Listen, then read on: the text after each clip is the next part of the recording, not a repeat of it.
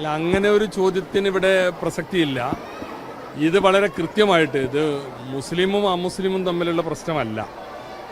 ഇത് കേന്ദ്ര ഗവൺമെൻറ് വഖഫ് നിയമം ഭേദഗതി ചെയ്ത് നമ്മുടെ നാട്ടിലെ വഖഫ് സ്വത്തുക്കളെ ശിഥിലമാക്കാനുള്ള ചില നടപടികൾ സ്വീകരിച്ചു.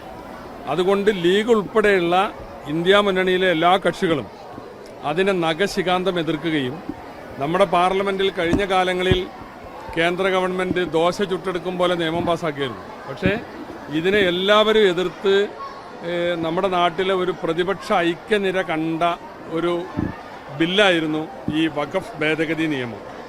അപ്പോൾ ആ ഭേദഗതികളൊക്കെ വഖഫിനെ ദുർബലപ്പെടുത്താനുള്ളതാണ് എന്ന് മനസ്സിലാക്കിയിട്ടാണ് 8000-ൽ പരം കോടി രൂപയുടെ വഖഫ് സ്വത്തുക്കൾ അനാഥമാക്കാനുള്ള ഒരു ന്യൂനപക്ഷ വിരുദ്ധ നീക്കമായിട്ടാണ് എല്ലാ മതേതര കക്ഷികളും കണ്ടത്. അങ്ങനെ ഈ ഭേദഗതി പാസ്സാകുന്നത് കേവലം 56 വോട്ടിൻ്റെ വ്യത്യാസത്തിനാണ്. കഴിഞ്ഞൊരു 15 കൊല്ലത്തെ ഹിസ്റ്ററിയിൽ വളരെ വിരളമായൊരു സാഹചര്യമാണ്. അപ്പോൾ അങ്ങനെ നടന്നൊരു സാഹചര്യത്തിൽ ലീഗിൻ്റെ മാത്രം അഭിപ്രായമല്ല, എല്ലാവരുടെയും അഭിപ്രായമാണ് എന്ത്, ഈ കൊണ്ടുവന്ന വഖഫ് ഭേദഗതി നിയമം അത് വഖഫ് നിയമത്തെ ദുർബലപ്പെടുത്താനാണ്. അപ്പോൾ നമ്മുടെ നാട്ടിൽ ദേവസ്വം ബോർഡുകളുണ്ട്. അതിൽ വിശ്വാസികളായിട്ടുള്ള ആളുകളാണ് ദേവസ്വം ബോർഡിൽ അംഗങ്ങളാകുന്നത്. അതിൽ മറ്റു മതസ്ഥരാരുമില്ല, മതസ്ഥരാരും വരേണ്ടതുമില്ല. അങ്ങനെ ആർക്കും അവകാശവാദമില്ല. ഉണ്ടെങ്കിലും അത് ശരിയല്ല, അങ്ങനെ ആരും പറഞ്ഞിട്ടുമില്ല.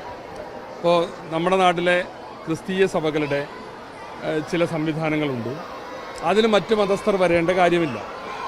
എന്നതുപോലെ വഖഫുമായി ബന്ധപ്പെട്ട വിഷയം ആ വിശ്വാസികളുടെ കാര്യമാണ്, ഇസ്ലാം മത വിശ്വാസവുമായി ബന്ധപ്പെട്ട കാര്യങ്ങളാണ്. അപ്പോൾ അതുകൊണ്ട് തന്നെ അതിൽ 2 അമുസ്ലിങ്ങൾ വരണമെന്ന് പറയുന്നതിൽ അർത്ഥമില്ല. കാരണം അത് ഈ വിശ്വാസവുമായി ബന്ധപ്പെട്ട കാര്യമാണ് അവിടെ കൈകാര്യം ചെയ്യുന്നത്. അപ്പോൾ അതുകൊണ്ട് തന്നെ അത് ലീഗ് മാത്രമല്ല, എല്ലാവരും എതിർത്താണ്. പക്ഷെ അതിനുശേഷം അത് നിയമം പാസ്സായി കഴിഞ്ഞാൽ അത് രാജ്യത്തെ നിയമമാണ്. അതിനെതിരെ നിരവധി കേസുകൾ, ലീഗ് ഉൾപ്പെടെ നിരവധി കേസുകൾ സുപ്രീം കോടതിയിൽ കൊടുത്തിട്ടുണ്ട്.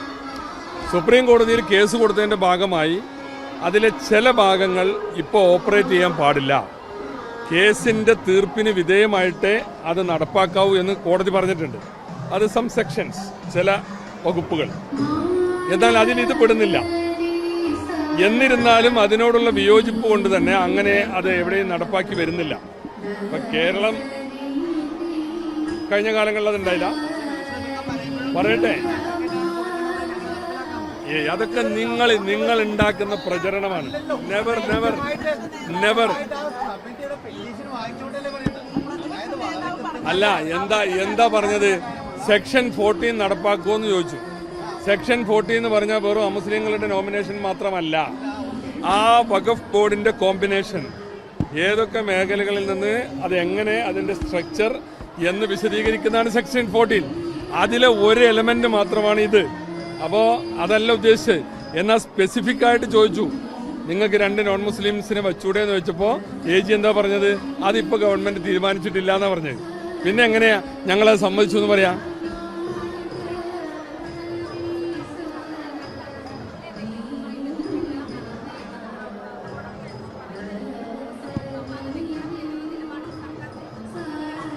വെക്കണം. നോ. സുപ്രീം കോടതി തള്ളിയിട്ടില്ലാന്ന്. സുപ്രീം കോടതിയിൽ ഞാൻ പറയുന്നത് അതിന്റെ മറ്റൊരു വശമാണ്. CM പറഞ്ഞതും ഞാൻ പറയുന്നതൊക്കെ ഒന്ന് തന്നെയാണ്. CM എന്താ പറഞ്ഞത്? ഇത് കേന്ദ്രം പാസ്സാക്കിയ നിയമമാണ്, അതിൽ അങ്ങനെ ഒരു വ്യവസ്ഥയുണ്ടെന്നാണ്. എന്നാൽ തമിഴ്നാടിന്റെ കേസ് എന്താ? തമിഴ്നാടിൽ നോൺ മുസ്ലിംസിനെ വെക്കാതെ സംസ്ഥാന വഖഫ് ബോർഡ് ഉണ്ടാക്കി. തമിഴ്നാട് ഹൈക്കോടതി അത് റദ്ദ് ചെയ്തു. അതിനെതിരെ തമിഴ്നാട്ടിലെ വഖഫ് ബോർഡ് സുപ്രീം കോടതി പോയിരിക്കുകയാണ്. അത് ഈ 8-ാം തീയതി വരുന്നുണ്ട് ആ കേസ്.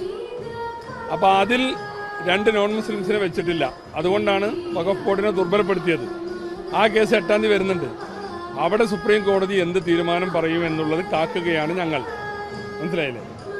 അത് സുപ്രീം കോടതി പറയുന്നത് എല്ലാവർക്കും ബാധകമാണല്ലോ. ഈ വഖഫ് ഭേദഗതി നിയമത്തെ സംബന്ധിച്ച സുപ്രീം കോടതിയിൽ തന്നെയുള്ള അന്തിമ വിധി വരുന്നത് വരെ അതെല്ലാവർക്കും ബാധകമാണ്. അപ്പം നിയമവശങ്ങൾ പരിശോധിച്ചേ ഞങ്ങൾ ചെയ്യൂ. അല്ലാതെ ഞങ്ങളെ ഇതിൻ്റെ ഒരു ആളുകളാക്കി മാറ്റാൻ ഇവിടെ ഇടതുപക്ഷം നടത്തുന്ന പ്രചരണം ശരിയല്ല. BJPയുമായി അല്ലെങ്കിൽ സംഘപരിവാർ രാഷ്ട്രീയവുമായി ഞങ്ങൾ ഒരിക്കലും സന്ധി ചെയ്തിട്ടില്ല, സന്ധി ചെയ്യുന്ന പ്രശ്നവുമില്ല. അത് ഞങ്ങളുടെ രാഷ്ട്രീയമാണ്, ഞങ്ങളുടെ നിലപാടാണ്. പക്ഷെ അത് സന്ധി ചെയ്ത് അനുഭവമുള്ളവരാണ് ഇപ്പോൾ ഇതൊക്കെ ഞങ്ങളുടെ നേരെ ആരോപിക്കുന്നത്. ഒരു സംശയത്തിൻ്റെയും ആവശ്യം ആ കാര്യത്തിലില്ല. PMശ്രീയുടെ കാര്യത്തിലായിരുന്നാലും അങ്ങനെ ഒരു വർഗീയ അജണ്ടയുള്ള ഒരു വിദ്യാഭ്യാസവും ഞങ്ങളിവിടെ നടപ്പിലാക്കില്ല. ഇവിടെ മതേതര വിദ്യാഭ്യാസം മാത്രമേ നടക്കൂ. ഉച്ചഭക്ഷണത്തിൻ്റെ കാര്യത്തിൽ അങ്ങനെയുള്ള ചില പ്രശ്നങ്ങളുണ്ട്, അത് പരിഹരിക്കും.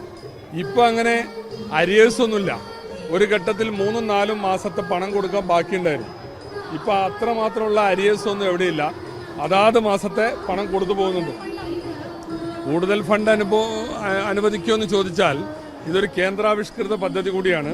അതിൽ PM പോഷൺ എന്ന് പറയുന്ന ഒരു പുതിയ പദ്ധതിയാണ് ഇനി രാജ്യത്ത് ഇംപ്ലിമെന്റ് ചെയ്യാൻ പോകുന്നത്. അതിനോട് നമ്മൾ യോജിക്കുന്നുണ്ട്. അല്ല, അങ്ങനെയുള്ളൊരു ആശങ്കാജനകമായ അവസ്ഥയില്ല. വില വർധനവ് ഉണ്ട്. യുദ്ധത്തിന്റെ പശ്ചാത്തലത്തിൽ ഗ്യാസിന് വളരെയധികം വില കൂടിയിട്ടുണ്ട്. ഇതൊക്കെ സത്യമാണ്. അപ്പോൾ ആ ഒരു സാഹചര്യത്തിൽ എന്ത് ചെയ്യാൻ പറ്റുമെന്ന് ഞങ്ങൾ ആലോചിക്കുന്നുണ്ട്.